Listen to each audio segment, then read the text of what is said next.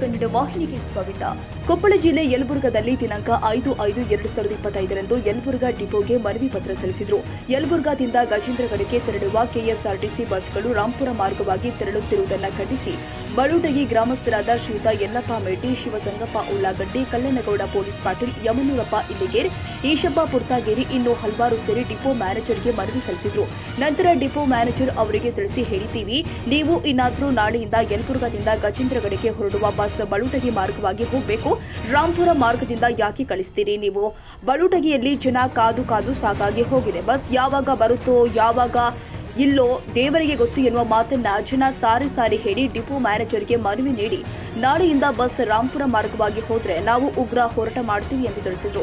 ನಂತರ ಶಿವಸಂಗಪ್ಪ ಉಳ್ಳಾಗಡ್ಡಿ ಅವರು ಮಾತನಾಡಿ, ಬಳುಟಗಿ ಮಾರ್ಗವಾಗಿ ಹೋಗುವ ಬಸ್ಗಳು ರಾಂಪುರ ಮಾರ್ಗವಾಗಿ ಯಾಕೆ ಹೋಗ್ತಾ ಇದೆ? ಯಾಕೆ ಅವರು ರೂಟ್ ತಪ್ಪಿ ಬೇರೆ ಮಾರ್ಗವಾಗಿ ಹೋಗ್ತಾರೆ ಎಂದು ಪ್ರಶ್ನೆ ಮಾಡಿದಾಗ ಬಾಯಿ ಮುಚ್ಚಿಕೊಂಡು ಕುಳಿತಿದ್ದ ಅಧಿಕಾರಿ ಇನ್ನು ಮುಂದೆ ಆಗದ ಹಾಗೆ ನಾವು ನೋಡಿಕೊಳ್ತೀವಿ ಎಂದು ಗ್ರಾಮಸ್ಥರಿಗೆ ತಿಳಿಸಿದರು. ಯಾವುದೇ ರೀತಿಯ ಸಮಸ್ಯೆ ಆಗದೆ ಹಾಗೆ ಮತ್ತು ನಾಳೆಯಿಂದ ಬಳುಟಗಿ ಮಾರ್ಗವಾಗಿ ಕಳಿಸುವ ವ್ಯವಸ್ಥೆ ಮಾಡಿಕೊಡ್ತೀವಿ ಅಂತ ತಿಳಿಸಿದರು.